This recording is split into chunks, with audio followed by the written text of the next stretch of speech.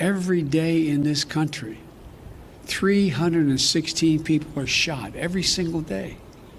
106 of them die every day. Our flag was still flying at half-staff for the victims of the horrific murder of 8 primarily Asian American people in Georgia, when 10 more lives were taken in a mass murder in Colorado. You probably didn't hear it, but between those two incidents, less than 1 week apart, there were more than 850 additional shootings. 850 that took the lives of more than 250 people and left 500 injured. This is an epidemic, for God's sake, and it has to stop.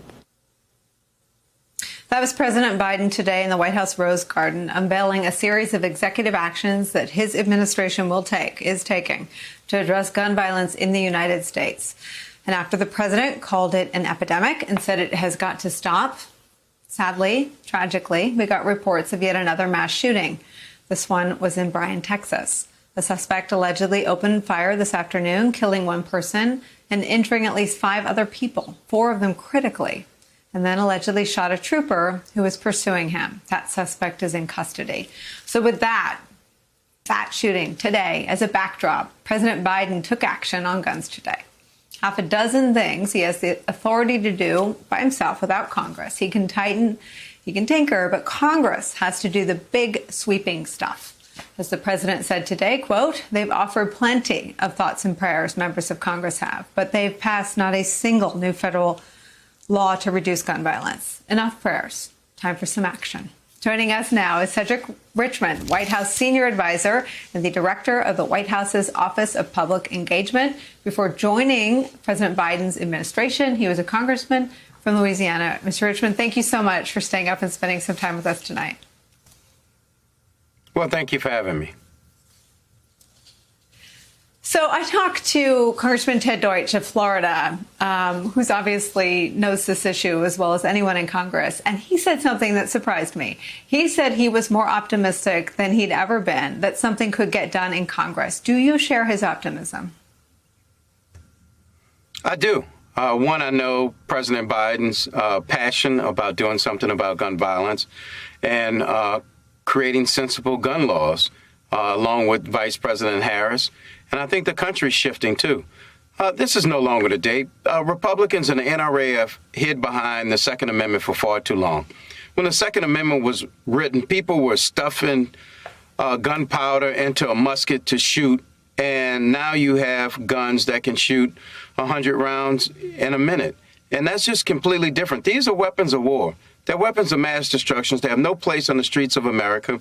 And we have a president now who will call out all of those who oppose safe neighborhoods, safe streets, and stopping the carnage on the streets of America.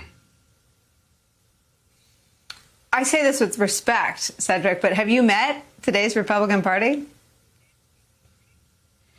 I have, but I think that the people in the country are more powerful than they ever been, and that the demand is there. So if you look at the American Rescue Plan, which was $1.9 trillion, I don't think anybody else could have passed that.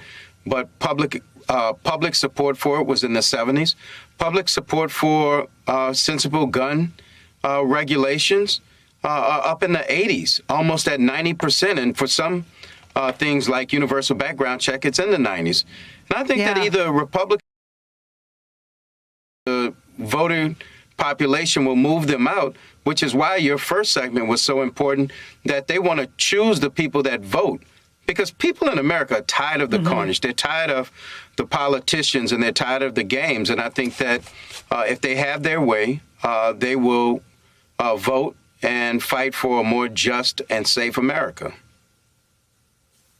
Well, and you very artfully, I think, answered my question for me. I mean, the model seems to be, in terms of the president's legislative agenda, is to govern bipartisanly in terms of what the bipartisan voter wants. And so when you can cite 60% of Republicans in the country who were behind shots in the arms and money for schools in your COVID relief package, you can certainly say you achieved a bipartisan accomplishment. Is that the model? And is that what you're talking about when you say you are optimistic? You don't actually think Republicans are going to go vote for gun reform with you, do you? Look, I think we have a president who cares more about the American people, more about the next generation, more about families than he cares about himself or his ego. And I think that because of that, the American people believe in him, they trust him, and they support him.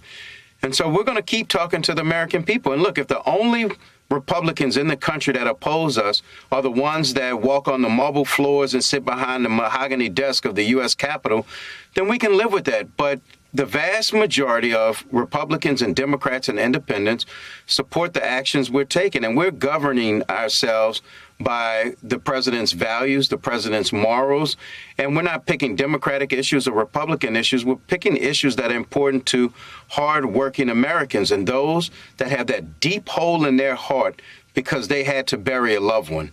And so we're going to fight for it because we care about the next generation. And we're not picking our battles by what's easy. In fact, so far, everything that we've done has been hard, but it's been meaningful.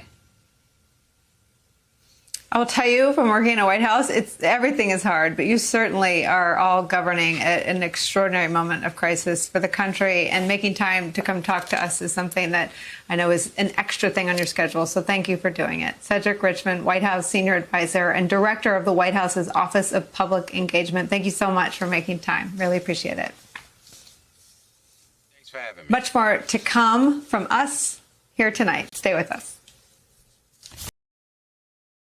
Hey, thanks for watching our YouTube channel. You should know that you can follow today's top stories and breaking news and catch up on your favorite MSNBC shows all in one place.